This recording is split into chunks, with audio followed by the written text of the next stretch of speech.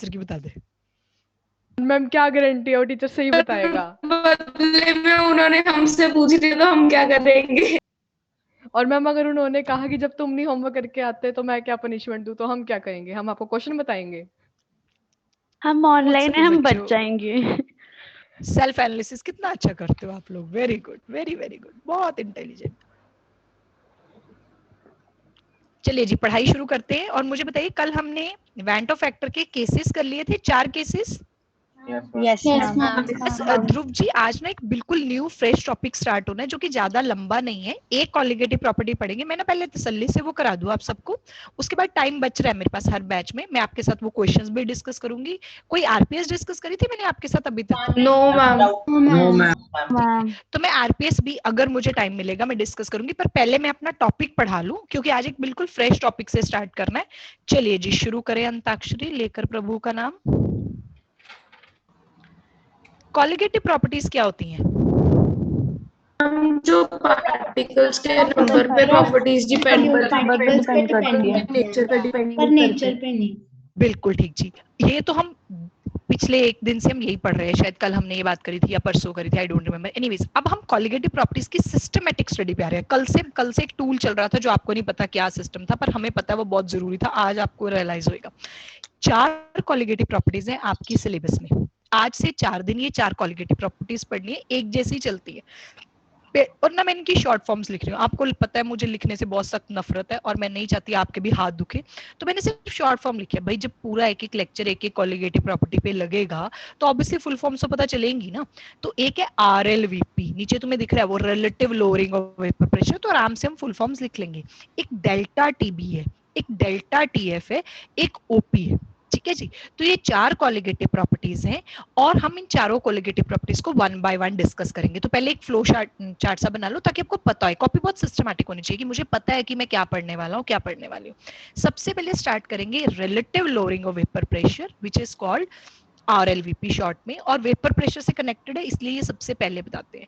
मुझे बताओ routes law का फॉर्मूला क्या है? It equals PA naught X naught plus XA, sorry, PB naught X. पर pressure is directly proportional to mole fraction. जी बिल्कुल, ये भी कह सकते हैं। फॉर्मूला वो है जो पीटी वाला, सेम आप इस बैच में कैसे? मैम मेरा बैच शिफ्ट कर दिया है, 6-7 दे दिया मुझे। क्यों?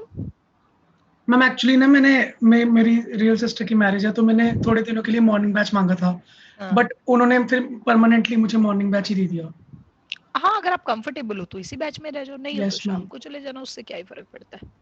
Yes ma'am. मैम मैंने सुनीता मैम से बात की कि मैं इवनिंग में लगा लूंगा, उन्होंने बाय चांस मेरी रिक्वेस्ट विड्रॉ की नहीं, तो फिर मुझे मॉर्निंग बैच मिल गया परमानेंट। हाँ पर अगर आपको टाइमिंग्स की कोई दिक्कत नहीं है तो इसी में रह जाओ, दिक्कत होगी तो चले जाना वापस। यस मैम कोई दिक्कत नहीं है।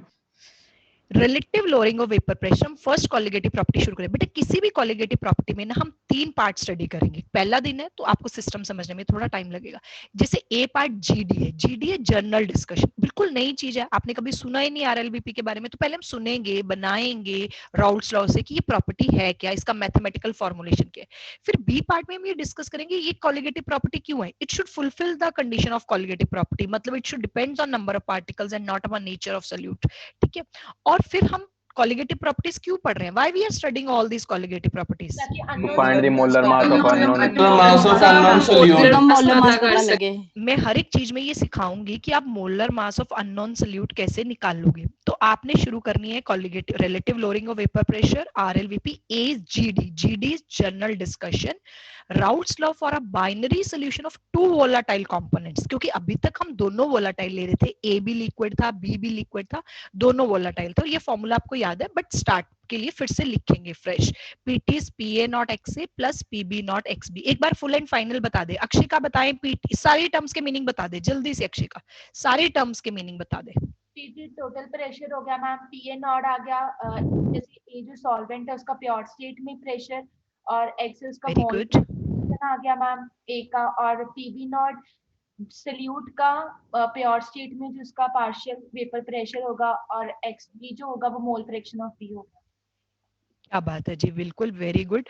चलो जी अब बताओ, अगर आज हमने कॉलिगेटिव प्रॉपर्टीज पढ़नी है, आपको याद है कॉलिगेटिव प्रॉपर्टीज के लिए solute should be dilute, dilute, Solution should be dilute, but solute Non should be non-volatile. volatile. यानी उसके वेपर्स नहीं बनेंगे। तो कैन यू चेक अगर सल्यूट नॉन वोलाटाइल है तो इस एक्सप्रेशन में क्या चेंज आएगा for a non volatile solute? Ma'am वो पीवी वाला प्रेशर नहीं आ सकता, उसका पी नॉट बी नहीं आएगा। शाबाश, बिल्कुल ठीक, पीबी नॉट या पी नॉट बी जो भी आप बोल रहे हो, पीबी नॉट 0 हो जाएगा। और मैथ्स तुम्हारा वैसे ही बहुत अच्छा है, अगर पीबी नॉट 0 है मतलब पीबी नॉट एक्स भी पूरा ही 0 हो गया, यानी ये टर्म ही हट जाएगी। समझो, हमने राउल्स लॉ लिया, उसी से हम अपनी कॉलिगेटिव प्रॉपर्टी ड्राइव करेंगे। Can we move to the next slide? Yes, ma'am. तो हम क्या पढ़ाएंगे आपको कि अगर सल्यूट नॉन वोलाटाइल है, अगर सल्यूट नॉन वोलाटाइल है तो आपने बिल्कुल ठीक बोला कि अगर सल्यूट नॉन वोलाटाइल है तो डेफिनेटली उसका वेपर प्रेशर नहीं होगा, पीबी नॉट सीधा ही 0 हो गया, तो वो पूरी टर्म ही खत्म हो गई वहां से। तो अब हम यहाँ पे इसी को कंटिन्यू कर रहे हैं। If solute is non volatile means PB naught 0 है। अगर सल्यूट नॉन वोलाटाइल है तो पीबी नॉट 0 है, और अगर भाई पीबी नॉट ही 0 हो गया तो पीटी को मैंने पीएस कर दिया। अभी बताऊंगी, क्योंकि मैं इस पूरे चैप्टर में I am very much particular about the terms, क्योंकि टर्म्स ठीक यूज कर रहे हो ना तो चैप्टर में कुछ भी नहीं है, और अगर टर्म्स ही ठीक नहीं आ रही फिर तुम्हें पता नहीं लगेगा मैं इसमें वैल्यू कौन सी पुट करूं। That's why you have to be very careful about the terms. तो यहाँ पे जो पीएस है, मैंने पीएस पता किसका नाम रख दिया, मैंने पीटी रखा हुआ था वो सोल्यूशन का वेपर प्रेशर जिसमें दोनों वोलाटाइल थे, बट पीएस रखूंगी vapour pressure of solution containing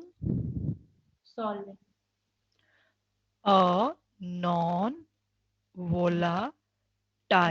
solute. Vapour pressure of solution containing a non volatile solute. ठीक है जी, चलो अब सारे बच्चे सोचें और बताएं पीएस और पीए नॉट में क्या रिलेशनशिप होना चाहिए। क्या पीएस पीए नॉट से हमेशा, PS will be always less than PA naught, PS will be always greater than PA naught, PS will always be equal to PA naught, और anything can happen? Less than, ma'am, less than or equal to? तूने कहा less than, संयम ने कहा less than और equal to, Harshdeep जी आप क्या कह रहे हैं? Ma'am less than. Less than. चलो संयम हम देखते हैं कि क्या ये इक्वल टू नहीं हो सकता। नहीं हो सकता, क्योंकि इक्वल टू आपने पता कैसे सोचा मैथमेटिकली कि अगर x से 1 हो जाए, पर अपने आप को क्लियर करो, जब x से 1 हो गया तो वो सोल्यूशन ही नहीं, then it is a pure solvent, isn't it? अगर x से 1 है तो वो सोल्यूशन है ही नहीं है, it is a pure solvent. तो Puru was right, Harsh was right, PS is always less than PA naught, और सीधा मैथमेटिकल ट्रीटमेंट। मैं ना इसकी थ्योरी पे जा ही नहीं रही, अगर आप कहोगे तो मैं थ्योरी भी समझा दूंगी, आई डोंट लाइक थ्योरी, जब सीधा मैथ से प्रूव हो रहा है। पीएस हमेशा पीए नॉट से कम होगा क्योंकि x से हमेशा 1 से कम होता है। दोबारा रिवाइज कर लो, sum of mole fraction of two component 1 है, x से प्लस x भी 1 है, मतलब x से पक्का 1 से कम है। मैं मैथमेटिकली प्रूव भी कर लेती हूँ। चलो मान लेते हैं पीए नॉट 100 mm ऑफ Hg है, प्योर सॉल्वेंट का vapour pressure 100 mm of Hg है, x से बड़ा 0.9 ले लो। चलो जी बताओ, पीए नॉट 100 है, x से 0.9 है, तो पीएस कितना आया? 90। देखो कम हो जाएगा प्योर इसमें। सॉल्वेंट का ज्यादा था, सॉल्यूशन का कम है, यानी पक्का पीएस पीए नॉट से कम होगा। PS is always less than PA not, क्योंकि XA की वैल्यू 1 से कम होगी। ये इसकी मैथमेटिकल एक्सप्लेनेशन है। अब इसको थ्योरी में बोलते हैं, इसको अगर लिखना है, क्योंकि जनरल डिस्कशन है तो स्कूल में आ सकता है कि explain relative lowering of vapour pressure, तो आप जनरल डिस्कशन क्या लिख के आओगे? When we add a non volatile solute to a solvent, its vapour pressure gets, क्या बोलोगे? Its vapour pressure gets decreased when we add a non-volatile solvent, a non-volatile solute, sorry, to a solvent, its vapor pressure gets decreased. This is called lowering of vapor pressure. ये term क्या हो गई? Lowering of vapor pressure. All India का आया हुआ question, बहुत simple. A solution of glucose in water, glucose दिमाग में सोचो, नॉन वोलेटाइल है।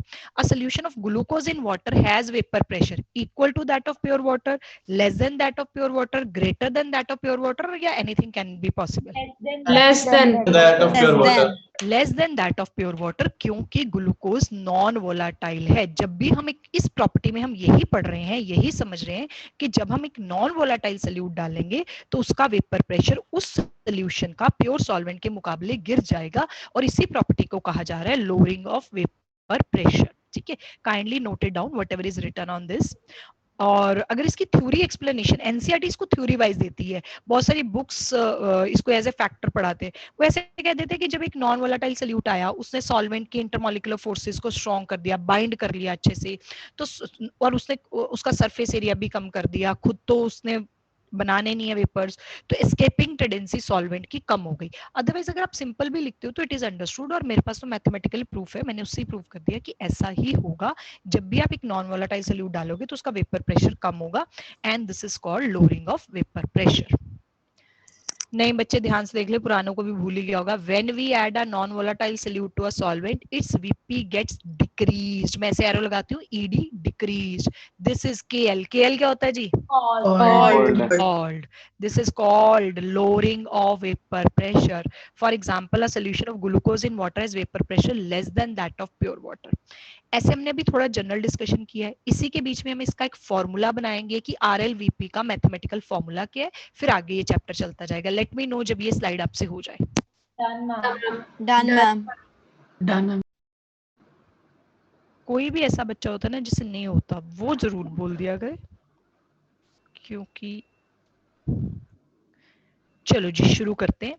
इसकी मैथमेटिकल फॉर्मुलेशन थोड़ी आगे बनाते हैं। तो अभी तक हमारे हाथ में एक फॉर्मूला आ गया है। फॉर्मूला है PS is equal to PA naught XA। PS is PA naught XA। ठीक है जी। अच्छा, अगर पेपर वाले कहें सॉल्यूशन का वेपर प्रेशर और प्योर सॉल्वेंट के वेपर प्रेशर की रेशो किसके बराबर है? मोल fraction of mole fraction of solvent यानी A। अगर मैं दोनों साइड 1 से सब्ट्रैक्ट कर दूं, mathematically I can do it. Solute की मोल फ्रैक्शन आ जाएगी। बिल्कुल ठीक। और इधर हो जाएगा PA naught minus PS over PA naught is equal to XB, x है ना? यही हो जाएगा। चलो एक बार जरा टर्म्स को प्यार से सोचो। PA नॉट है प्योर सॉल्वेंट का वेपर प्रेशर, PS है उस सोल्यूशन का वेपर प्रेशर जिसमें सोल्यूट डाला है, और सबने अभी अभी डिसाइड करा PA नॉट PS में से कौन ज्यादा है? PA not. PA naught minus PS। सोचो, PA naught minus PS term को क्या बोलेंगे? लोअरिंग ऑफ वेपर प्रेशर, यही बोलेंगे ना? PA naught minus PS lowering, कितनी लोअरिंग हुई है, कितना डिक्रीज हुआ है? PA naught minus PS lowering of vapour pressure, and when you divide it by PA not the term will become relative lowering of vapour pressure. आपने relative कर दिया, divide कर दिया। दोबारा समझो, PA नॉट माइनस PS तो हुआ lowering of vapour pressure, उसको PA नॉट से डिवाइड कर दिया तो हुआ relative lowering of vapour pressure. Don't forget, हमारी colligative property relative lowering of vapour pressure. हम पेपर में एक क्वेश्चन डालते हैं कि which is not a colligative property, lowering of vapour pressure या relative lowering of vapour pressure? तो relative lowering of vapour pressure, हाँ मतलब विच इज नॉट तो लोअरिंग, तो प्रॉपर्टी है relative lowering of vapour pressure. अच्छा खैर, बात ये चल रही थी कि this is equal to XB।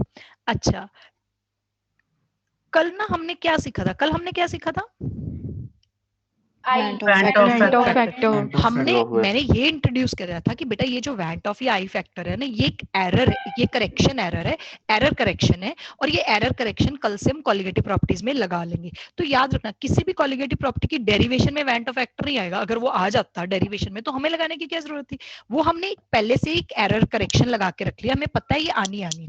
Colligative property ये डिराइव हो गई है, इतना ही डिराइव होगा, लेकिन हर कॉलिगेटिव प्रॉपर्टी के राइट हैंड साइड में आई आपने अपने आप से लगा देना है, क्योंकि वैन टॉफ बाबा जी आपको ये प्रसाद कल देंगे। हर कॉलिगेटिव प्रॉपर्टी के राइट हैंड साइड में आपने खुद से आई लगा देना, वो किसी भी एक्सप्रेशन में नहीं आ रहा।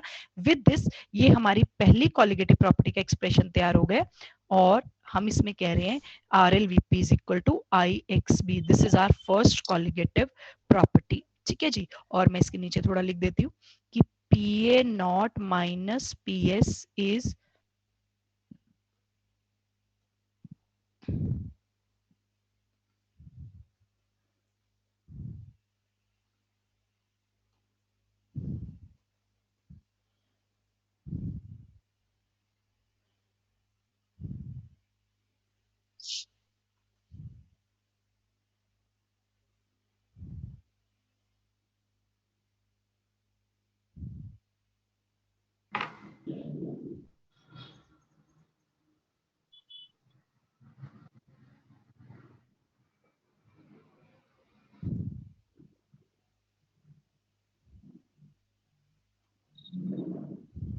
This is our first colligative property. इसका फॉर्मुलेशन बनी PA naught minus PS divided by PA naught is equal to IXB. This is relative lowering of vapour pressure.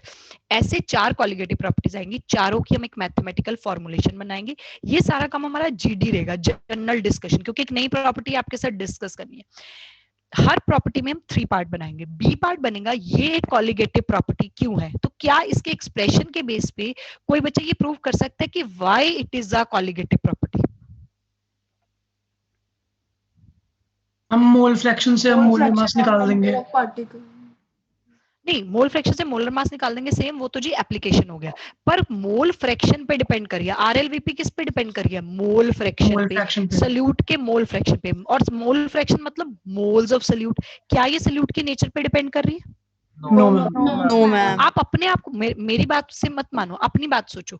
अगर मैं ग्लूकोज और यूरिया दो लूं, ग्लूकोज और यूरिया के आई फैक्टर्स क्या है? ग्लूकोज और यूरिया 1 जो कभी किसी का आई फैक्टर नहीं होता. ग्लूकोज और यूरिया का आई फैक्टर है 1. अगर मैं ग्लूकोज और यूरिया दोनों की मोल फ्रैक्शन सेम रखूं पानी में, दो अलग अलग सोल्यूशन बनाए हैं, एक में ग्लूकोज है एक में यूरिया है, दोनों में XB सेम है, दोनों का XB सेम है, तो दोनों की RLVP की वैल्यू सेम आएगी. इससे कोई फर्क नहीं पड़ता ग्लूकोज कितना मीठा होता है और यूरिया कितना खट्टा होता है, इससे कोई फर्क नहीं पड़ता है. दिस प्रूव्स कि यस, देखो मैथमेटिकली हम प्रूव कर रहे हैं RLVP depends on number of particles and not upon the nature of solute particles, hence it is a colligative property. Have we done with this slide? Yes ma'am. Yes ma'am. चलो जी, good one. चलते हैं आगे. Why is RLVP या CP? ये question चारों colligative property में आएगा, पर मैं बहुत स्मार्ट हूँ, एक ही बार आंसर लिखूंगी, बाकी 3 बार बोलूंगी बेटा वही चेप देना, इसलिए आंसर भी बड़ा स्पेसिफिक है. It depends on number of particles of solute and not on nature of solute, so it is a CP. और आपने क्या करना है, आप तो मेरे से ज्यादा स्मार्ट हो, आपको बोर्ड के पेपर देने. जैसे पूछा है why is RLVP या CP, ऊपर तो यही लाइन रखनी है ताकि सारी कॉलिगेटिव प्रॉपर्टी में एक ही लाइन चल पड़े.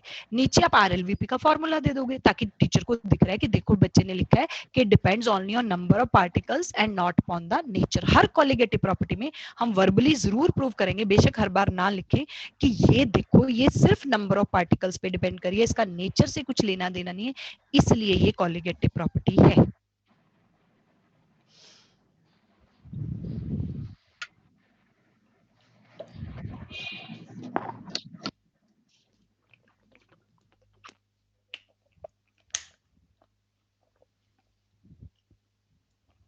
जब ये हो जाए तो बता देना. We will move to the next part.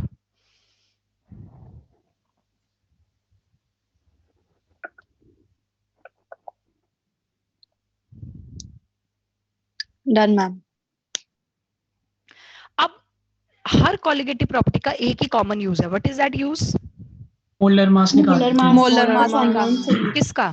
तुम्हारा कि मेरा? नॉन सॉल्यूट का, अननोन सॉल्यूट का. तो हर कॉलिगेटिव प्रॉपर्टी पे हम यहाँ जरूर पहुंचेंगे, ये हमारा लास्ट पार्ट होगा हर कॉलिगेटिव प्रॉपर्टी में, कि how to determine MB calculation. पहले देखना मैंने कैसे काम किया. PA naught minus PS by PA naught I equal to IXB, ये तो चल ही रहा था. अब XB मोल फ्रैक्शन का फॉर्मूला दोबारा रिवाइज करो, आज काम आ रहा है, पहले दिन से तुम्हारा सिर खा रही हूँ कि कंसंट्रेशन टर्म्स पढ़ो. XB का फॉर्मूला क्या होता है?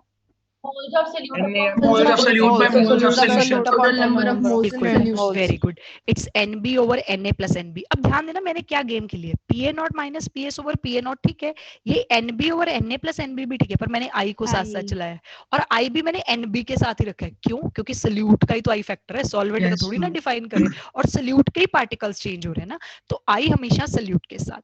But if the solution is very very dilute, if the solution is very dilute, तो डाइल्यूट सोल्यूशन का मतलब क्या है? Na बहुत ज्यादा है या NB बहुत ज्यादा है? NA बहुत ज्यादा है. Na अगर इतना ज्यादा है कि आप NB के कंपैरिजन में उसे निग्लेक्ट कर सकते हो, सॉरी Na इतना ज्यादा है कि NB उसके कंपैरिजन में निग्लेक्ट कर सकते हो, तो for dilute solution Na is much much greater than NB. तो आपको पता है ना, मैथ्स की डिनोमिनेटर से इसको निग्लेक्ट कर देते हैं because it is very great value, it's very small value. तो प्रॉपर्टी बन गई PA naught minus PS over PA naught is equal to INB. NB, number of moles of solute, isn't it will be WB by MB, given weight of solute by molar mass of solute, और Na हो जाएगा WA by MA. देखो ये तो मैंने कुछ नहीं करा, मोल्स की वो डाल दी. तो PA naught minus PS over PA naught ये फॉर्मूला बन गया। मैं आपको दिखाऊं, और अगर आपको बाकी सारी चीजें पता है तो आप ऑफ कोर्स यहाँ से MB सॉल्व कर सकते हो। ध्यान से देखो, पूरी स्लाइड नोट करो, ठीक है। और फाइनली पेपर के लिए मुझे लगता है मैं सिर्फ इतना याद कर लेती हूँ, PA0 minus PS over PA0 is IXP, फिर मैं आगे ड्राइव कर लूंगी। हालांकि हर एक कॉलिगेटिव प्रॉपर्टीज पे कम से कम 20 से 25 क्वेश्चन होंगे, कम से कम 20 से 25, तो 20 से 25 बार तुम ये फॉर्मूला यूज करोगे तो वैसे ही याद हो जाना है। मैम बोलिए सर। मैम सेकंड फॉर्मूला में आपने नीचे IN कैसे, जैसे ऊपर लिखा, आई किसके लिए, आई एक करेक्शन एरर है जो तब इसलिए लगाया जा रहा है ताकि बाई चांस अगर हमारा सल्यूट सॉल्वेंट में एसोसिएट या डिसोसिएट कर गया तो आई से उसके एग्जैक्ट नंबर ऑफ पार्टिकल्स पता चल जाएंगे। तो NB था इतने मोल्स ऑफ पार्टिकल्स, आगे आई लगा दिया तो मोल्स ऑफ सल्यूट के साथ आई तो लगाऊंगी ना मैं। मतलब ये अगर आप मुझे कहो मैथमेटिकली वहां से वहां कैसे पहुंचे, वो नहीं पहुंचे, पर लॉजिकली पहुंचे ना कि मोल्स ऑफ सल्यूट के साथ आई लगना है। हालांकि अगले स्टेप में उसका कोई मतलब नहीं रह गया क्योंकि NB डिल्यूट नेग्लेक्ट हो गया, पर यू नो हेलिक्स वाले क्वेश्चन पूछते हैं कौन सी एक्सप्रेशन करेक्ट है, तो NB के साथ आई लगेगा।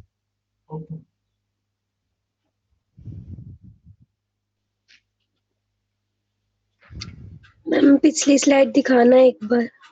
बिल्कुल दिखा देंगे जी, ऑनलाइन क्लासेस के फायदे ही बहुत है।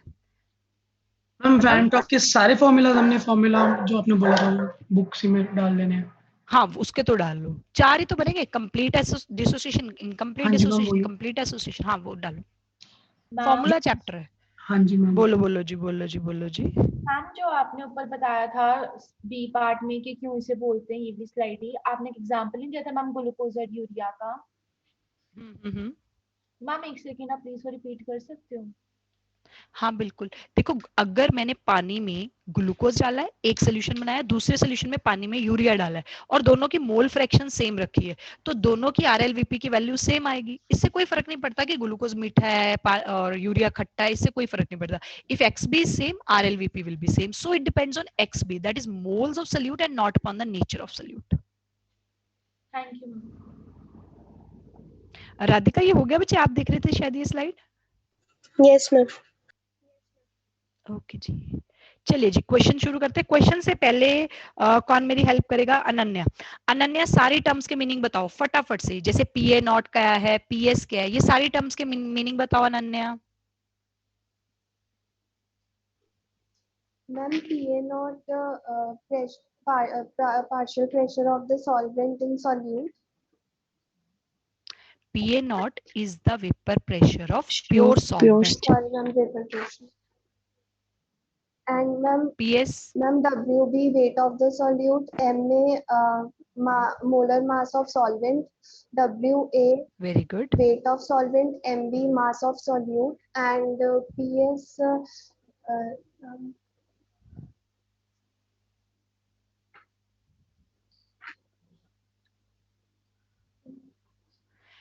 PS vapor pressure of solute of solution containing a non-volatile solute.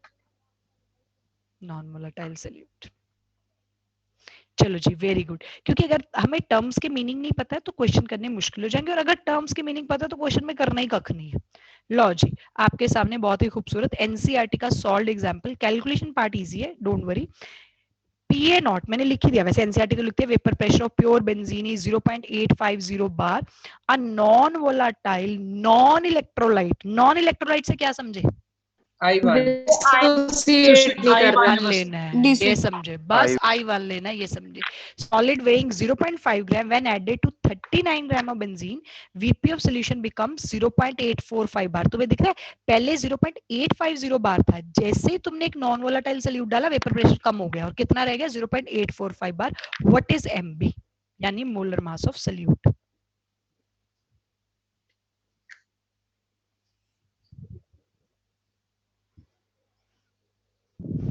आराम से देखिए, सारी टर्म्स लिख रहे हैं कि मेरे को PA0 दिख रहा है, मेरे को PS दिख रहा है, मेरे को WB दिख रहा है, मेरे को MA दिख रहा है, WA दिख रहा है, ये सब दिखना चाहिए ना, तभी तुम MB सॉल्व कर पाओगे, और फिर MB सॉल्व करो।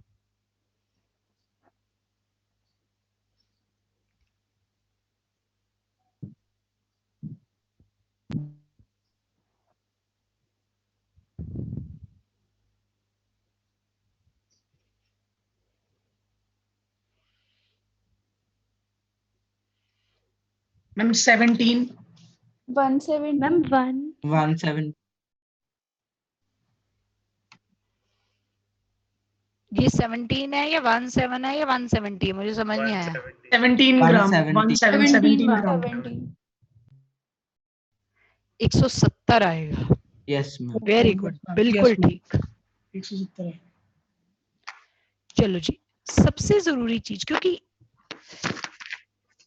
पहला चैप्टर है और पहला चैप्टर हो या आखिरी चैप्टर हो, कोशिश तो टीचर की ये रहती है ना कि हर बच्चे को समझ आए। तो बेटा सिर्फ एक छोटी सी बात है कि आप पहले टर्म्स को लिख लो, जल्दबाजी मत मचाओ। आप टर्म्स को लिख लो, एक बार आपको सारी टर्म्स पता चल गई फिर तो कुछ है ही नहीं ना क्वेश्चन में। एमबी आपको यहाँ सॉल्व करना है, डब्ल्यू ए भी दिया हुआ है 39 ग्राम, और M A molar mass of solvent, solvent is benzene, what is the molar mass of benzene? 78, it is C6H6 and it is 78। जब ये पता है फिर तो मैं ऐसे ही रह गया ना, और मैं बार बार बोल रहा हूँ कि calculation part is very easy.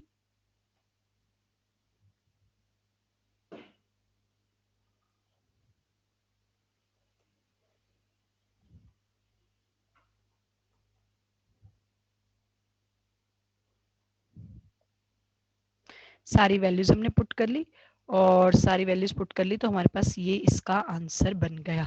और ना एनसीईआरटी ने इसके आंसर में लिखा है 170 ग्राम पर मोल। तो अब आप बड़े बच्चे हो गए हो, आप छोटे नहीं रहे हो, तो इट्स आवर ड्यूटी कि आपको हर एक चीज बताए, और वैसे भी जब अब नहीं बताएंगे तो कब बताएंगे। तो 170 ग्राम तो ठीक है, मोलर मास का यूनिट था, पर मोल क्यों लिखा? क्योंकि मोलर मास है, छोटी सी बात, मोलर मास, एक मोल का मास, तो कोई प्रॉब्लम नहीं है, यूनिट्स के साथ ग्राम पर मोल लिखा रहता है जब आप मोलर मास के आंसर दे रहे होते हो। ठीक है जी, ध्यान से क्वेश्चन चेक कर लो, किसी को कोई भी डाउट है प्लीज डू आस्क। ये क्वेश्चन है, डिनोमिनेटर में पीए नॉट की बजाय पीए नॉट ही आएगा पुरु जी, तभी आपका आंसर 170 बना है।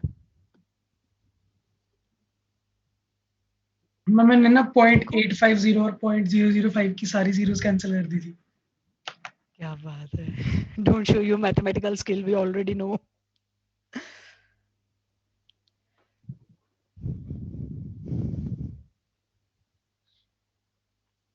हाँ जी बच्चे, क्वेश्चन डन हो गया, किसी को कोई डाउट है? No ma'am. चले फिर आगे। मैम एक मिनट जरा नोट डाउन कर रहा हूँ, एक मिनट।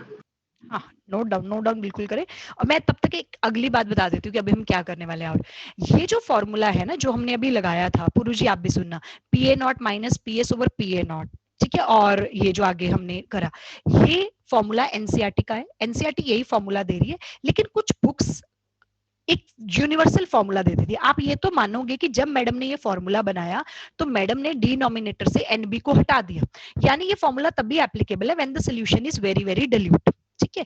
लेकिन बाकी सारी बुक्स एक यूनिवर्सल फॉर्मूला बनाती हैं जिसमें कुछ भी डिल्यूट, कुछ भी नेग्लेक्टेड नहीं है। तो सोचो ना, इससे थोड़ा सा अप्रॉक्सीमेट आंसर आए, उससे बिल्कुल एग्जैक्ट आंसर आ जाएगा।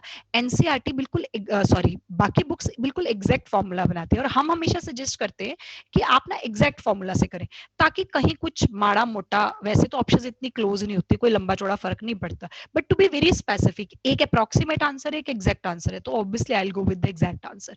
तो एक और, मैं उसकी डेरिवेशन नहीं बताऊंगी, पर एक और फॉर्मूला बताऊंगी। वैसे आरएलवीपी का ये फॉर्मूला हो गया, बात खत्म हो गई, पर एक और फॉर्मूला जिसको यूनिवर्सल फॉर्मूला के नाम से पढ़ाते हैं, उसकी डेरिवेशन नहीं बता रही हूँ, बट डेरिवेशन इस तरह से की गई है, अगर कभी किसी बुक में देखना हो, प्रदीप वगैरह में है, तो डेरिवेशन इस तरह से करी गई है कि कुछ भी नेग्लेक्ट नहीं करा, एन भी नेग्लेक्ट नहीं करा डिनोमिनेटर पे, as it was done earlier. So for that matter हम एक यूनिवर्सल फॉर्मूले की भी सॉरी बात करते हैं। आपने नोट कर लिया बच्चे जो नोट डाउन कर रहे थे? Yes ma'am. कहाँ गए हमारे बच्चे? ओके जी, चले फिर आगे।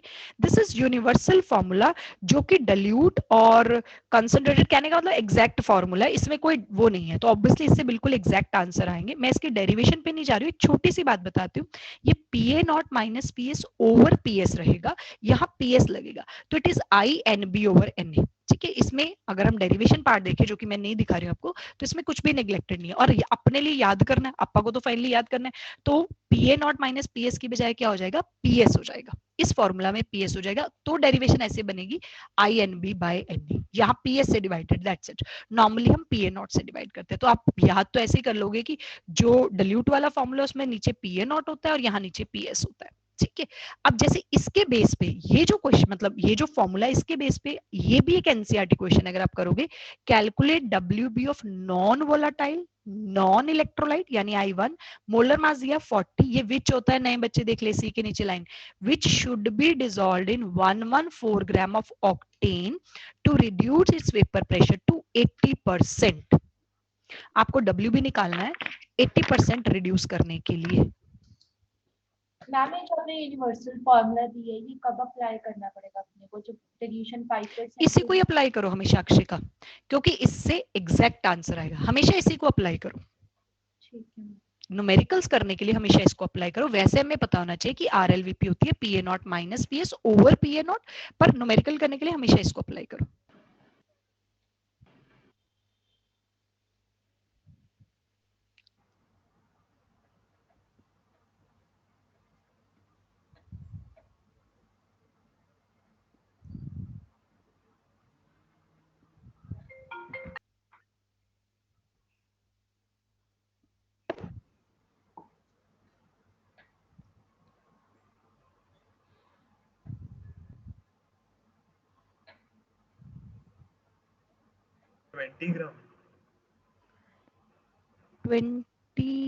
एक बार कैलकुलेशन चेक कर ले बेटा।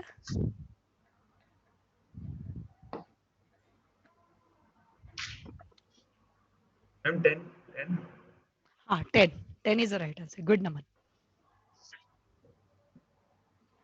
10 ग्राम मैम। चलो जी, गुड जी।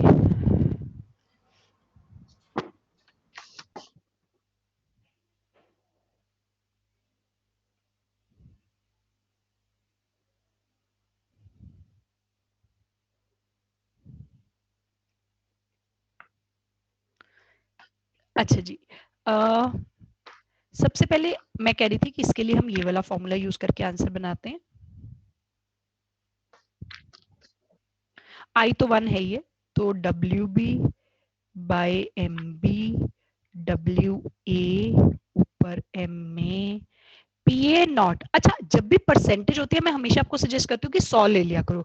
अगर PA0 100 है तो बताओ PS क्या है अकॉर्डिंग टू क्वेश्चन? 80, क्योंकि अब वो 80% रिड्यूस हो गया। ठीक है जी। और WB हमें सॉल्व करना है। MB क्वेश्चन में दिया हुआ है 40, WA 114 दिया। किसी ने मोलर मास चेक करा ऑक्टेन का? ऑफ कोर्स क्वेश्चन किया तो चेक किया होगा ऑक्टेन का। और कुछ बच्चों को भी ऑक्टेन का फॉर्मूला नहीं याद आ रहा होगा, पर बोल लेंगे नहीं। ठीक है, ऑक्टेन इज C8H18 है ना। और C8H18 से जब आप इसका मॉलिक्यूलर फॉर्मूला मास बनाओगे 114। तो I was telling you again and again कि एनसीईआरटी की कैलकुलेशन बड़ी सीधी है। वो 114 से 114 कट जाएगा, तो WB आपके पास आ जाएगा 10 ग्राम। अब ये ना इस क्वेश्चन का एग्जैक्ट आंसर है। मैंने ऐसा क्यों बोला? क्योंकि मैंने एग्जैक्ट फॉर्मूला से निकाला है। अगर हम दूसरे फॉर्मूला से निकालते ना PA0 वाले से, तो आता 8 ग्राम। अब वैसे तो मैंने कभी नहीं देखा कि नीट 8 ग्राम भी ऑप्शन डाले और 10 ग्राम भी डाले, पर सोचो अगर डाल दे तो तुम्हारा आंसर क्या मानना जाएगा? 10 ग्राम। 10 ग्राम एग्जैक्ट तो एग्जैक्ट ही है ना। तो इसलिए मैंने सजेस्ट किया कि आप क्यों इतने परेशान होते हो, आप अपना सीधा एग्जैक्ट फॉर्मूला यूज करो, दैट्स इट।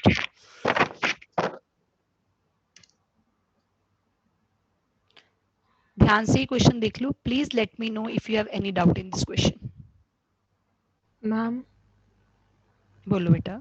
मैम ये PA मतलब जैसे आपने 100 वाला डाला, ये दोबारा एक्सप्लेन कर दो। हाँ, बच्चों को नहीं समझ आता।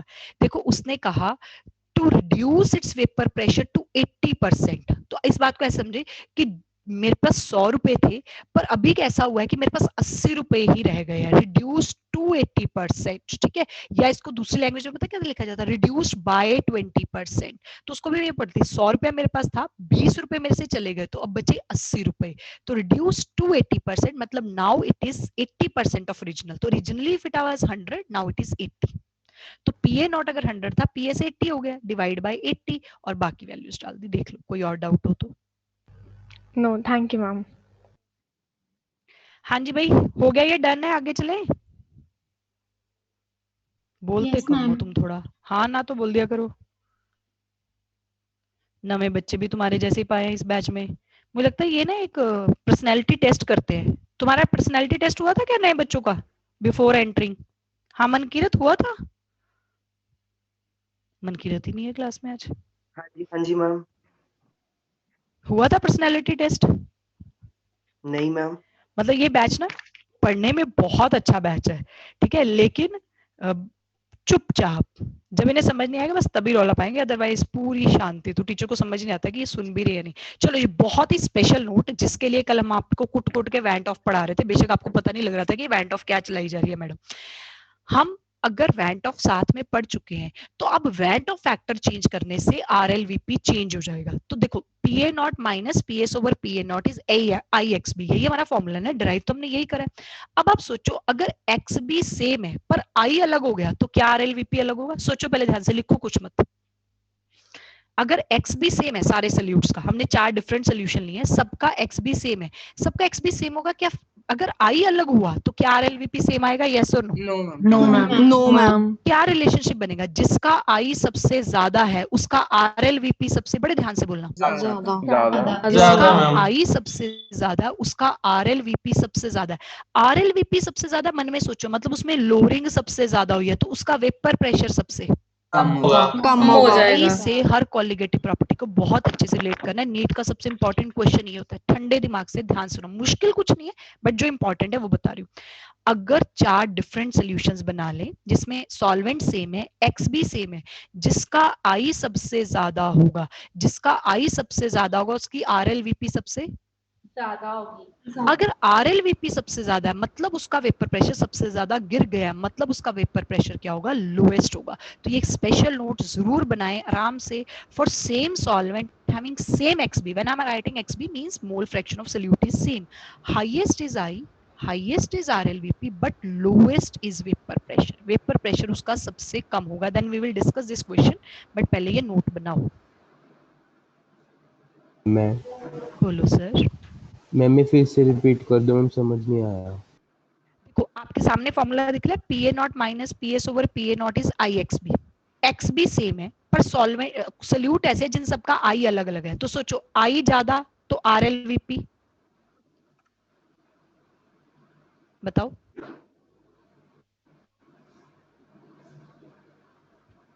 एक्स भी सेम है, सबका एक का आई 1 है, एक का आई 2 है, तो P A naught minus P S over P A not की वैल्यू किसके लिए ज्यादा आएगी? 1 वाले के लिए कि 2 वाले के लिए? मनन 1 वाले के लिए। क्यों बेटा? P A naught minus P S upon P A naught I into X B है, 1 इंटू एक्स बी और दूसरी बार 2 इंटू एक्स बी है, तो दूसरे में ट्वाइस नहीं आ गई? सोचो सोचो सोचो। एक मिनट मनन, आपका डाउट क्लियर हुआ?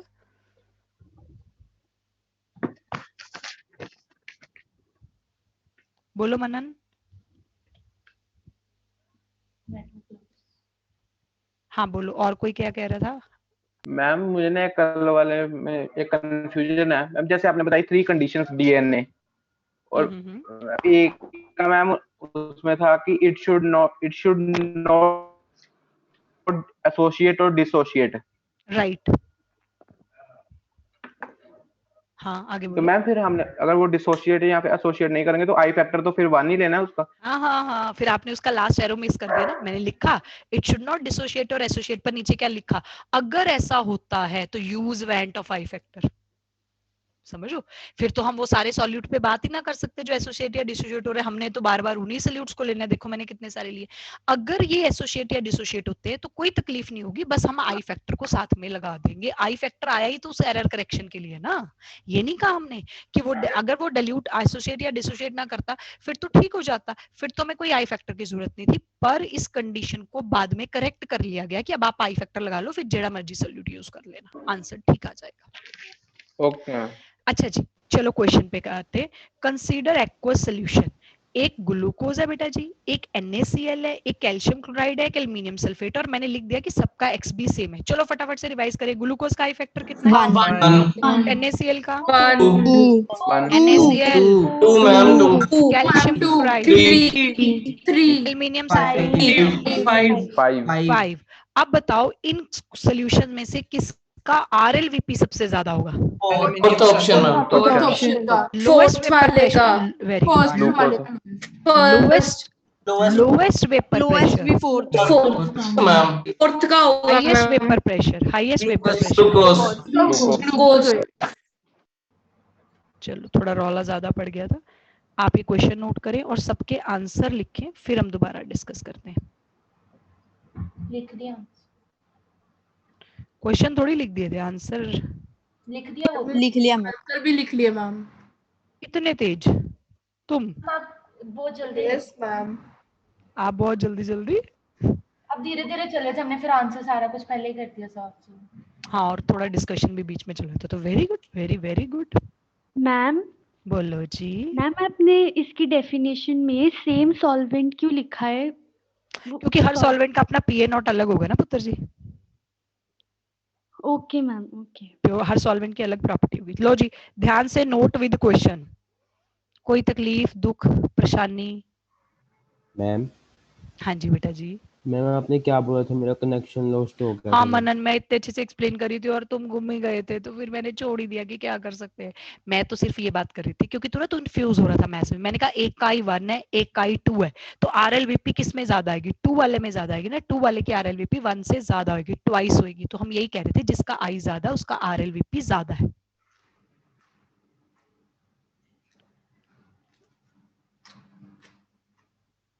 ओ चलो जी, अब क्योंकि मनन तुम्हारा तो कनेक्शन चला गया था, पर बाकी बच्चों को मैंने फिर से और ज्यादा सुना दिया। फिर भी कोई डाउट होगा तो कोई नहीं, लास्ट में फिर से डिस्कस कर लेंगे। अच्छा जी, अभी एक बहुत ही खूबसूरत चीज, एक और क्वेश्चन, और मैंने मैक्सिमम एनसीईआरटी क्वेश्चन ले लियो। एनसीईआरटी में कोई 80-85 क्वेश्चन है, टेंशन मत लेना। 80-85 में से आप मान के चलो कि 70 क्वेश्चन तो हम आपको करा देंगे। कुछ मैडम कॉपी में करा देंगी, कुछ आपकी असाइनमेंट में हमने पाए हुए हैं, ऐसे कर करा के आरपीएस वगैरह में 70 तो हो जाएंगे। तो मेरा हमेशा सजेशन होता है कि आप अपने लिए एनसीईआरटी जरूर करें, बट आफ्टर द टेस्ट करें। अगर आपको वैसे भी बीच में टाइम नहीं मिलना, इतना सारा क्वेश्चन प्रैक्टिस है, तो बाद में आपको दिख जाएगा ये तो करा ही हुआ है, चल ये नया है ये कर लेते हैं, तो मजा आएगा। क्वेश्चन बड़े ध्यान से नोट करें और फिर पेन अपने से दूर रख दे। पेन हाथ में होता है ना, फिर वो चलता रहता है, तो बस फिर तुम पेन में ही चलते रहते हो। खुद पास बैठ जाए लैपटॉप के और पेन दूर रख दे। The vapour pressure of water is 12.3। आगे क्या लिखा है मैंने? किलोपास्कल। वेरी गुड, पढ़े लिखे बच्चे। बहुत सारे यूनिट्स होते हैं प्रेशर के, 1 is kilopascal. At 300 kelvin calculate vapour pressure of 1 molar. Molality पे पहुंच गई हूँ। Non volatile solute in it, 1 molar non volatile solute in it. ध्यान से क्वेश्चन को एनालाइज करते हैं कि ना, मैंने सोचा फॉर्मूला लगाना है, पीए नॉट पता है, पीएस पूछा है, तो PS is PA not x से। शुरुआत तो यही से करी थी ना, PS is PA not x से, क्योंकि उसने कहा है कि नॉन वोलाटाइल सल्यूट डाला है। PS is PA not x से, पीएस मैंने निकालना है, पीए नॉट मुझे पता है पर मुझे एक्स से नहीं पता है। इन्होंने एक पंगा कर दिया, देना चाहिए था मोल फ्रैक्शन। अभी तक तो आप मोल फ्रैक्शन से सारे क्वेश्चन करे थे, पर इसमें मोलालिटी दे दी है। डोंट वरी, हमने पहले ही आपको रेडी कराया है। नए बच्चों को भी पहले दिन मैंने बता दिया है कि सिंपल फॉर्मूला ऑफ कंसंट्रेशन आप इस चैप्टर के याद करोगे। I given you notes as well, किसको नहीं मिले तो दोबारा मैसेज कर देना। लेकिन इंटर कन्वर्जन हम सिखाते ही प्लस टू में। प्लस टू में सारे बच्चों को अब मैं सिखाऊंगी इंटर कन्वर्जन ऑफ यूनिट्स। और आज पहला इंटर कन्वर्जन आ रहा है। जब तक मैं सिखा रही हूँ पेन नहीं चलना चाहिए किसी का भी, और दिमाग सबका चलना चाहिए। इंटर कन्वर्जन आज पता इसी क्वेश्चन में ही सिखा दूंगी, बाद में चाहे अलग बॉक्स रख लेना अगर आपका दिल करे। मैं आपको सिखा रही हूँ इंटर कन्वर्जन, और आज पहली इंटर कन्वर्जन पता किसकी सिखा रही हूँ? Inter conversion of molality and x, molality and mole fraction. तो इधर से वो निकालो या वो से ये निकालो, इनकी इंटर कन्वर्जन सिखा रही हूँ। एक्चुअली मैं एक छोटी सी कोशिश कर रही हूँ। फाइनली तो देखो जी बेटा जी, एक फॉर्मूला बनेगा। जिसको बिल्कुल समझ नहीं आएगा मैं 10 बार समझाऊंगी, मैं कहूंगी चल तू फॉर्मूला याद कर ले। बट मैं कोशिश कर रही हूँ आपको पहले कंसेप्ट समझ आ जाए, इससे आपको फॉर्मूला रटना ही नहीं पड़ेगा। कभी भूल भी जाओगे तो खुद बना लोगे, तो इसलिए ठंडे दिमाग से पहले सुनना। चलो आप मुझे ये बताओ, मोलालिटी की डेफिनेशन क्या है? Moles of number of moles per solid solvent. Rate of solvent in kg. Number of moles of solute dissolved in 1000 gram of solvent। 6-7 बार अपने दिमाग में ये डेफिनेशन चलाओ। Molality is moles of solute dissolved in 1000 gram of solvent. 1000 gram solvent में जो salute के moles होते हैं उसे मोलालिटी कहते हैं। दोबारा पढ़ो, 1000 ग्राम सॉल्वेंट में जो मोल्स ऑफ सोल्यूट होते हैं उसको क्या कहते हैं? मोलालिटी। 1000 ग्राम ऑफ सॉल्वेंट में जो मोल्स ऑफ सोल्यूट होते हैं उसको क्या कहते हैं? मोलालिटी। ये दिमाग में रहेगा। अच्छा बताओ, मोल फ्रैक्शन ऑफ सोल्यूट की डेफिनेशन क्या होती है, फॉर्मूला क्या होता है? नंबर ऑफ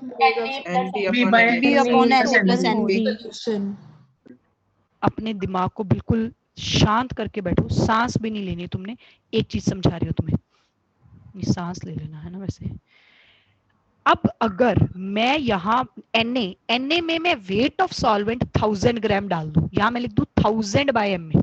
अगर मैं यहाँ Na में वेट ऑफ सॉल्वेंट 1000 डाल दूं तो ये बन जाएगा 1000 बाय एम में उस सॉल्वेंट का मोलर मास होगा। 1000 ग्राम सॉल्वेंट में जो मोल्स होते हैं उसको क्या कहते हैं? मोलालिटी। 1000 ग्राम सॉल्वेंट में जो मोल्स होते हैं उसको क्या कहते हैं? मोलालिटी। लो जी, अब मैंने यहाँ मोलालिटी लिख दिया। कोई बच्चा कहता कैसे लिख दिया? मैंने कहा बेटा जी क्योंकि मैंने वेट ऑफ सॉल्वेंट 1000 ले लिया है और तुमने अभी कन्फेस करा है कि 1000 ग्राम में जो मोल्स ऑफ सोल्यूट होते हैं वो मोलालिटी होते हैं, इंटर कन्वर्जन हो गई। ये आपका एक फॉर्मूला तैयार हो गया। अब सांस ले लो।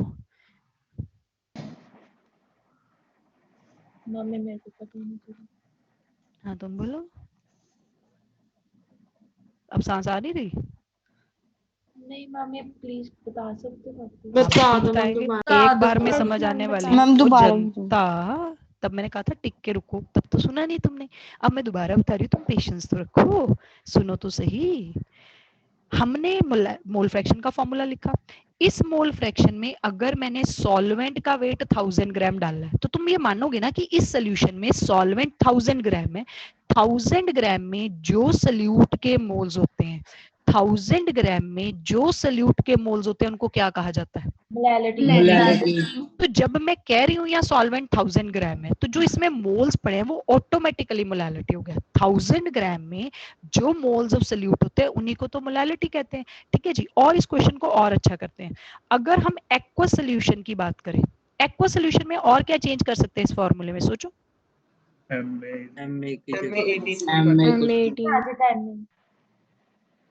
एक्वा सोल्यूशन में हम इसमें क्या चेंज कर सकते हैं? Ma18 डाल सकते हैं। तो एक्वा सोल्यूशन के लिए फॉर्मूला और सीधा हो जाएगा, XB is molality over 1000 by 18 into molality. ठीक है जी। ये एक्वा सोल्यूशन के लिए फॉर्मूला, ये किसी भी सोल्यूशन के लिए जनरल फॉर्मूला।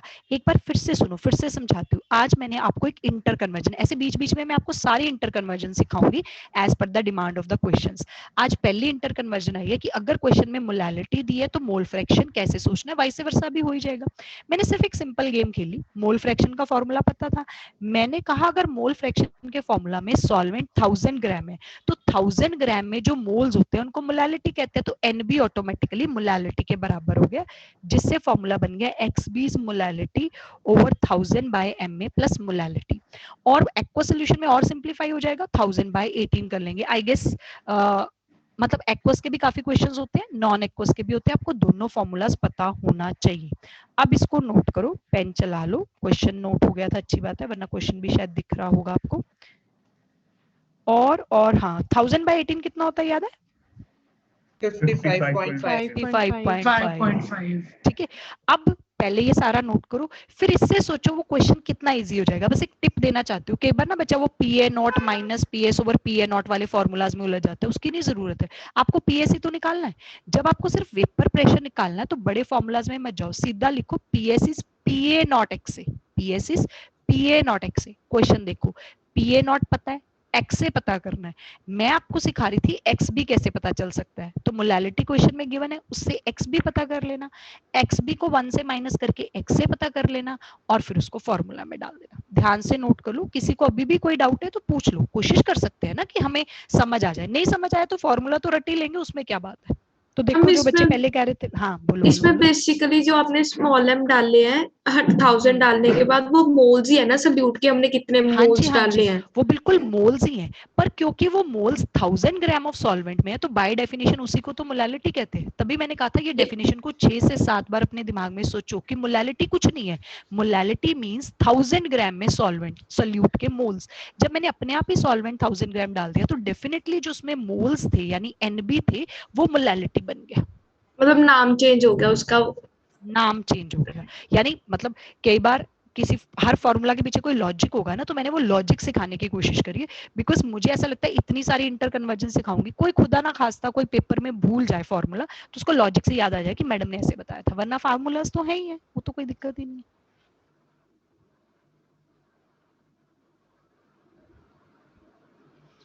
इस क्वेश्चन का आंसर बनाने की कोशिश करो। 12.0 क्या बात है जी, वेरी गुड जी, 12.08 बिल्कुल सही है। पुरु ने निकाला है, गौरीश ने निकाला है, और किसने निकाला है अभी?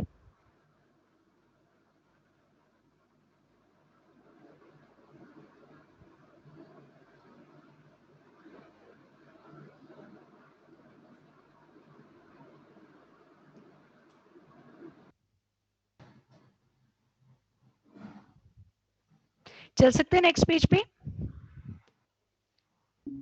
Yes ma'am. एक मिनट मैम।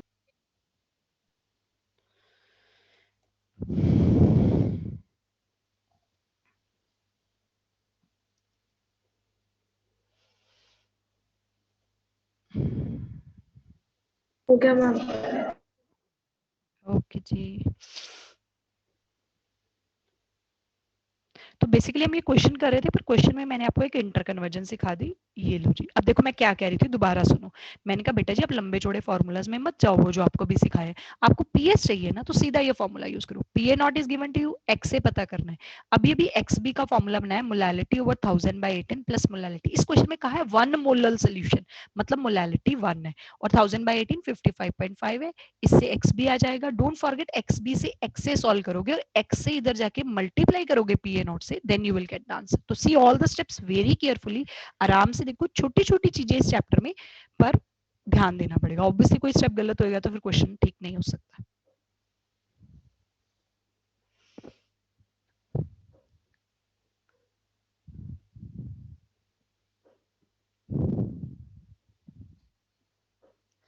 अच्छा, थोड़ा सा मेरा सिस्टम पढ़ाने का वही रहेगा जैसा कि +1 में था, कि जैसे कोई थ्योरी आ रही है, बीच में आपको वर्ड मिल रहा होगा डेलिक्विसेंट, हाइग्रोस्कोपिक, एफ्लोरेसेंट, मैं सब चीजें कराऊंगी। एजियोट्रॉप्स मैंने छोड़े, मैं सब चीजें कराऊंगी, बट एक बार न्यूमेरिकल पार्ट हो जाए, ठीक है। आपने खुद के लिए रीड करना है, करें, पर इस एंगल से ना रीड करें कि मैम ने नहीं कराना, हमें दे दिया, ऐसा कुछ नहीं है। कोई बच्चों को पहले ही लगता है कि नहीं हम पहले ही याद कर लेते, तो अब आप बड़े बच्चे हो चुके हो, पहले भी याद कर लोगे तब भी कोई फर्क नहीं है। नहीं करोगे, जितना मैंने होमवर्क दिया उस पर चलोगे, तो मैं भी वो सारी टर्म्स आपको जरूर याद कराऊंगी लास्ट में। चले आगे। Yes ma'am. ये लो जी। ये एक छोटा सा क्वेश्चन है, एनसीईआरटी का ये, बट मेरे को बड़ा पसंद है, तो मैं चाहती हूँ कि आप इसको जरूर करके आए। मतलब परसों ये जरूर डिस्कस करूंगी मैं, ठीक है। और वैसे आपके लिए मैंने बहुत अच्छा केक तो बनाए हुए। This is just a small cherry on that big cake, so for happy birthday, you know. बस एक ही चेरी? हाँ, एक ही चेरी, बाकी केक के अंदर काफी है। अच्छा फिर ठीक है।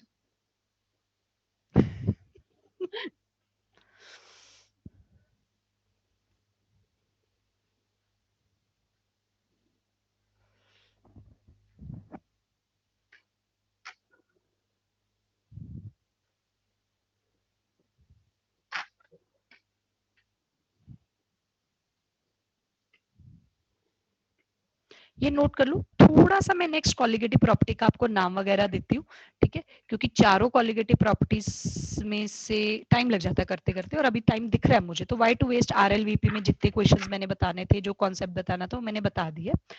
अब हम नेक्स्ट कॉलिगेटिव प्रॉपर्टी की डेफिनेशन एटलीस्ट डिस्कस कर लेते हैं थोड़ी सी, और फिर मैं आपको होमवर्क स्लाइड दिखा दूंगी, और जो होमवर्क क्वेश्चन है वो भी डिस्कस कर लूंगी।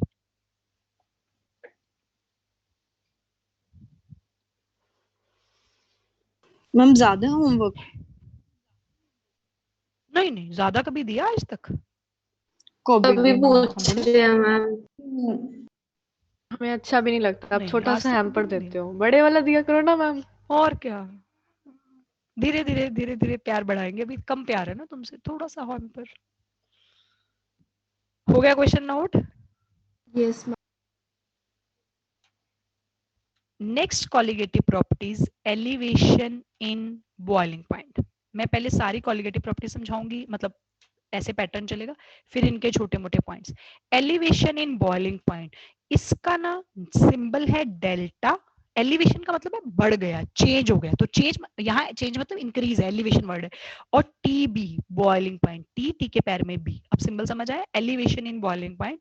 एंड ये जो प्रॉपर्टी है इसको रिलेट करती है हमारी एक branch of chemistry, and that branch of chemistry is called ebullioscopy. Actually ना दो प्रॉपर्टीज बिल्कुल सेम चलती है। परसों के लेक्चर में मैं एलिवेशन और डिप्रेशन दोनों आपको समझाऊंगी, एकदम सिमिलर होती है, बिल्कुल सिमिलर। एक में बॉइलिंग पॉइंट बढ़ाएंगे, एक में फ्रीजिंग पॉइंट डिप्रेस करेंगे। Elevation in boiling point, depression in freezing point. और ये जो प्रॉपर्टी, दिस इज इबिलियोस्कोपी, मतलब this branch of science which deals with elevation in boiling point is ebullioscopy. तो जैसे अब आपको थोड़ा सा पैटर्न पता चल गया कि मैम सबसे पहले क्या करती है, मैम सबसे पहले जनरल डिस्कशन करती है, जीडी। तो जीडी में आप मुझे ये बताएं, अच्छा बॉइलिंग पॉइंट की ना दो डेफिनेशंस हैं, एक मैं बताऊंगी, एक आप बताएंगे, और पहली बारी मेरी है। Okay, boiling point is the temperature at which a liquid boils. Boiling point is the The rate temperature. of evaporation is greater than the rate of condensation. Atmospheric pressure. Vapor pressure becomes equal to atmospheric pressure. Yes, boiling point, और ये एक दिन पहले भी हमने discuss करी थी, is the temperature at which VP becomes equal to AP. Boiling point वो टेम्परेचर है जिसपे वेपर प्रेशर एटमॉस्फेरिक प्रेशर के बराबर हो जाएगा, जिसपे वेपर प्रेशर एटमॉस्फेरिक प्रेशर के बराबर हो जाएगा, वो बॉइलिंग पॉइंट है। अब ना थोड़ा सा सुनते हैं, आराम से तसल्ली से बैठो, ऐसा कुछ नहीं है, एक दो पॉइंट्स मैं लिखना चाह रही हूँ, उसके बाद मैं अपना होमवर्क दूंगी और बाकी आपसे डिस्कशन शुरू कर दूंगी। एक दो पॉइंट्स, क्योंकि टाइम लग रहा था तो why to waste time. Boiling point is the temperature at which VP becomes equal to AP. वैसे मैंने एलिवेशन इन बॉइलिंग पॉइंट का कोई होमवर्क नहीं दिया, याद रखना, ना तुम्हें पढ़ना है, तुम्हें आरएलवीपी खत्म करना है, that is more important. Boiling point is the temperature at which VP becomes equal to AP. और सारी प्रॉपर्टीज ना लिंक्ड आपस में। अभी अभी क्या सीखा, जब एक नॉन वोलाटाइल सॉल्यूट डालोगे तो वेपर प्रेशर उस सॉल्यूशन का कम हो जाएगा, कम हो जाएगा। अब आप सोचो, एक पानी है, एक नमक वाला पानी है, चलो ग्लूकोज वाला ले लो, एक पानी है, एक ग्लूकोज वाला पानी है, किसका वेपर प्रेशर कम है? ग्लूकोज वाले का। आपने दोनों को बॉईल करना है, बॉईल करना तो सेम ही है ना, आपको दोनों को एटमॉस्फेरिक प्रेशर पे लेके जाना है। सोच के जवाब देना, किसको ज्यादा हीट देनी पड़ेगी, नॉर्मल पानी को या ग्लूकोज वाले पानी को? नॉर्मल पानी को, ग्लूकोज वाले को, नॉर्मल पानी को, उसका वेपर प्रेशर ज्यादा है। तो अगर उसका वेपर प्रेशर ज्यादा है तो उसको तो कम हीट नहीं देनी पड़ेगी। हाँ बोलो बोलो बच्चे। अच्छा मैंने वैल्यू लिख दी, नॉर्मल एटमॉस्फेरिक प्रेशर 1.013 बार होता है, जो कि 1 एटमॉस्फेयर भी होता है, विच इज 1 एटमॉस्फेयर, कि नॉर्मल एटमॉस्फेयर वैल्यू लिख दी, ठीक है, कि आपको याद रहे नॉर्मल एटमॉस्फेरिक प्रेशर 1.013 बार और 1 एटमॉस्फेयर है। अब मैं क्या लिख रही हूँ, ध्यान से सुनना, when we add a non-volatile solute to a solvent, its VP gets decreased. So now more heat is required in order to make its VP equal to AP, that is boiling point is raised, बढ़ गया।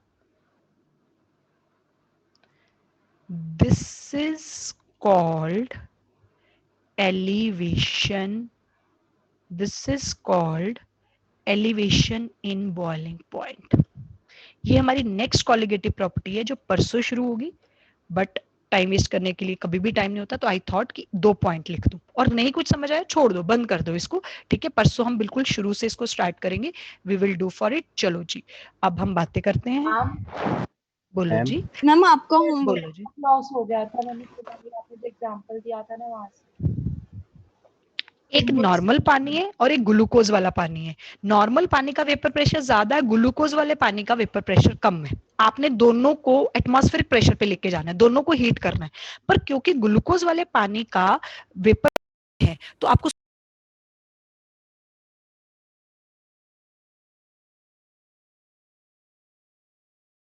लेके, ताकि हमारा time waste ना हो। चलो जी homework page पे चले।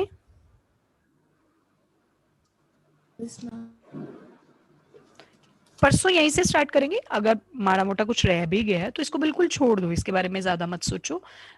लो जी, दिल थाम के बैठिए। आपका खूबसूरत सा होमवर्क का पेज।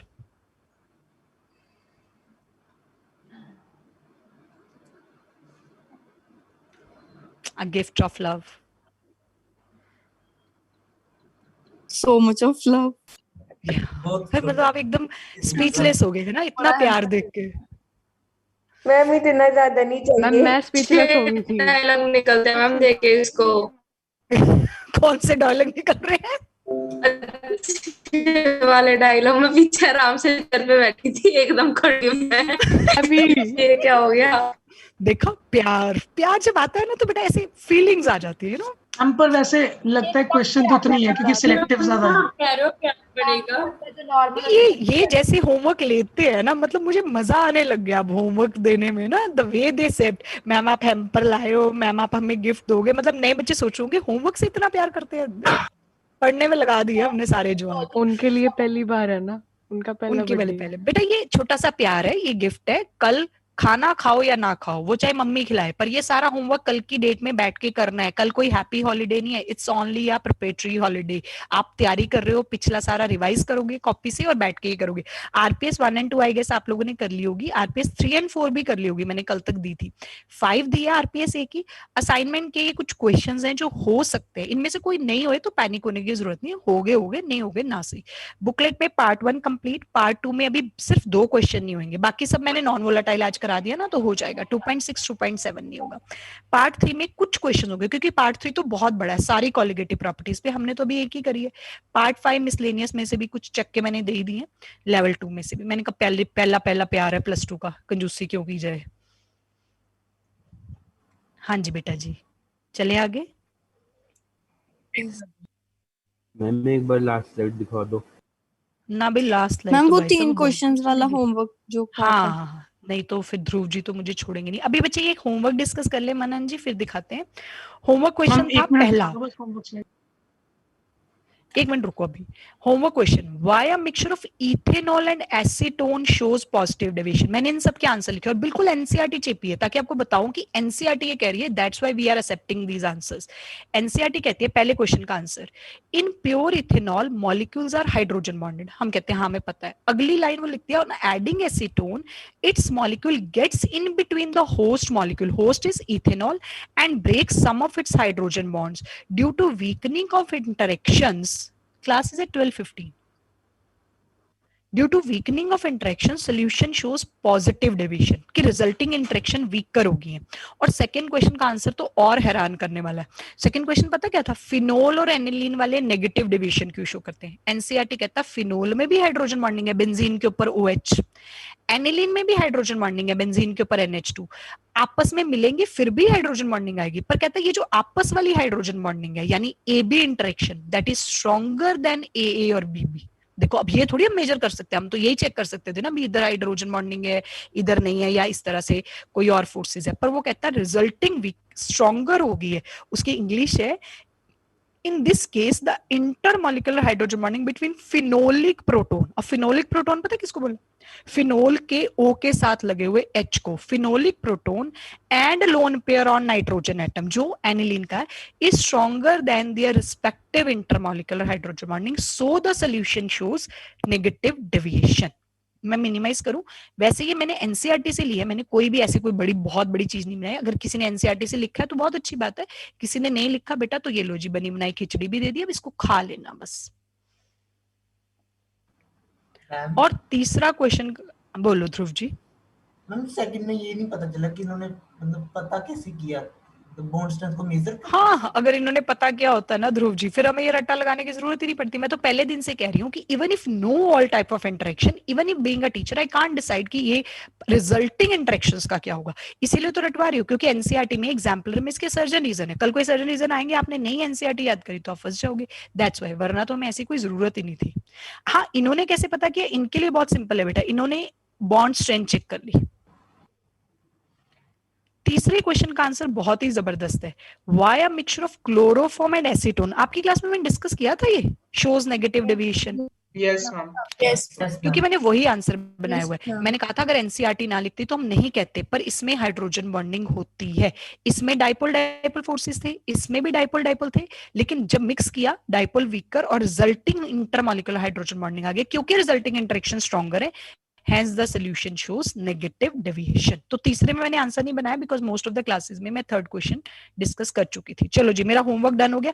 अभी कौन क्या कह रहा था? किसी ने कोई स्लाइड दिखा दो एक बार। हाँ, होमवर्क स्लाइड पहले दिखा दूं। 17 हो गया। एक्सक्यूज मी मैम एक बार मोलैलिटी वाले क्वेश्चन का आंसर बता देना मैम। 12.08। Okay ma'am. कोई चक्कर नहीं बेटा, हमारा काम हो गया। अगर मैम नहीं आए हैं तो मैं भी फ्री हूँ, मैं आपके डाउट्स प्रॉब्लम्स जो भी हैं मैं सुन लेती हूँ। पढ़ाना तो मैंने कुछ भी नहीं है, मेरा काम खत्म हो गया।